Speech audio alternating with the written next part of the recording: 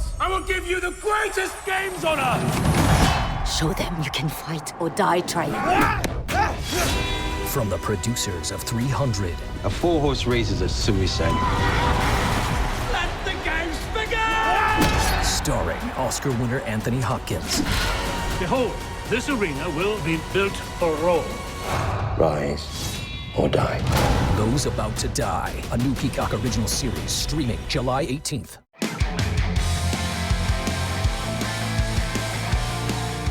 There once was a record snowfall for the capital city of Canada when on February 16, 1954, 39.6 centimetres fell in Ottawa. Maybe we'll use that for next year's episode of this podcast. Hold on a second. I gotta write that down. Okay. While I do that, just let me say, hi, I'm Chris May, host of This Day in Weather History, a podcast from the Weather Network in Canada. On February 16th of 2016, 51.2 centimeters of fresh snow was recorded at the Ottawa airport, breaking that record that was set in 1954 for snowfall in a single day. This day in weather history. So let's open up by taking a look at the logistics of Ottawa. If you have ever been there, it's not a particularly big city, but most national capitals aren't. It's sprawling and lined with rivers, which makes it beautiful, but also lends to snowfall enhancements. You know it's normal to be death-defyingly cold when you have the world's longest skateway every winter that is the result of the frozen Rideau Canal Riverway.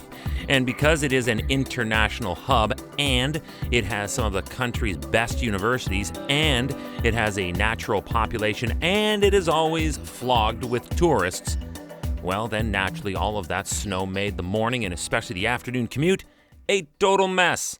The Ottawa police alerted motorists against any non-essential travel. They were already up to their eyeballs in 120 crashes on city roads between 5 a.m. and 5 p.m. In that disaster, there were 2 tractor-trailer collisions. So that was it. That was enough. That was as much as the city would tolerate. They had to get this cleaned up, and they had to get it cleaned up now.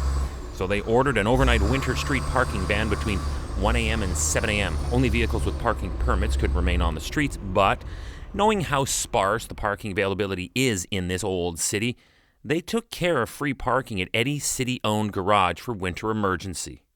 Emergency? Yes, sir. The Environment Canada risks and warnings were for as much as 25 to 40 centimeters of snow in the Brockville and Cornwall areas, plus the likelihood of freezing rain and ice pellets near the St. Lawrence River. Oh, man. Things are going to be canceled for sure. And I had Senators tickets for tonight's game against the Sabres. Hey, just a reminder that today's episode is accompanied by a podcast video short. You can watch this 2-minute version of today's story on television on the Weather Network in Canada or online anywhere you are around the world at theweathernetwork.com/weather history.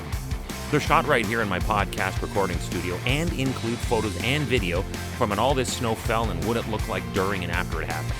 But after you listen to the rest of this episode, be sure to check out the podcast video short. So, getting back to that Ottawa Senators game, they went ahead with it, and it was against Buffalo Sabres at the Canadian Tire Centre, but they did warn fans that it's awful out, so please leave a lot of extra time if you are going to venture out in this. And just like the city of Ottawa, the NHL franchise also had backup plans ready to accommodate people for staying safe. Following the game, the club sent out an email to all fans who made it to the game despite the storm that they were going to now also be given 50% off tickets to the upcoming Thursday game against the Carolina Hurricanes or the game that was coming up the next week against the Minnesota Wild. Now that is really cool. This actually reminds me of my January 22nd episode called The 334 Club. That was the story of a similar situation that unfolded for the New Jersey Devils.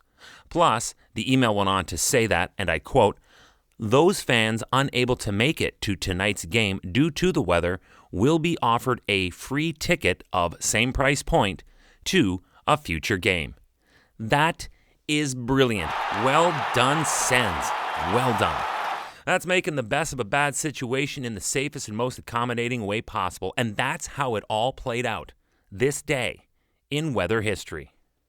Hey kids, remember that you don't ever have to actually even think about when there is a new episode of this podcast or what it's even about by just simply subscribing to This Day in Weather History, the podcast. You can do it. Go ahead. Just click the subscribe or follow button wherever you are listening to me right now. Good. Plus, by subscribing, you also have full-time access to the full calendar of days gone by.